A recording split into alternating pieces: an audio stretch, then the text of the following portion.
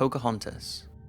This Disney film was perhaps one of the most controversial of the Disney princess films, mainly because it was based on a true story, but was changed so much that many believe it took historical liberties with its portrayal of Pocahontas, straying too far from the facts to make it into a children's film. In the film, Pocahontas is a young American Indian woman whose father is a powerful Indian chief. He wants her to marry a native warrior, but she falls for a British captain and her father disapproves. Things are made worse when the British captain's fellow Englishmen try to rob the Native Americans of their gold. But this is very different to the true story of Pocahontas, the daughter of a Powhatan chief. She was born in around 1595 and her birth name was Matoaka. Pocahontas later came as a nickname given to her which means spoiled or naughty child. Pocahontas was part of a tribe located in Tidewater, Virginia, and her childhood would have seen the English arriving in search of the New World, which resulted in many clashes between the English and the native Indians.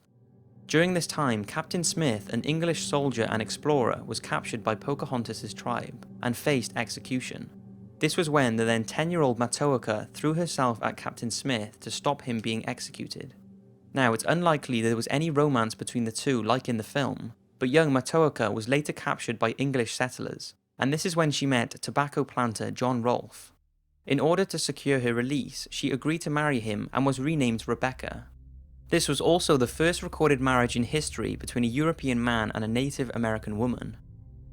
After 2 years of marriage, John Rolfe and Matoaka went to England, where Rolfe used his wife as a symbol of peace and goodwill between the English and Native Americans.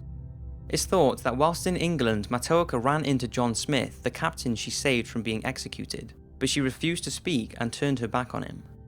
Unfortunately for Pocahontas, whilst returning by ship back to Virginia, she became ill and was taken off the ship at Gravesend, England, where she sadly died at the age of 21. There was a lot of suspicion that her death was caused by poisoning, but this has never been confirmed. It's just crazy to think that when watching the film that it's loosely based on real historical events.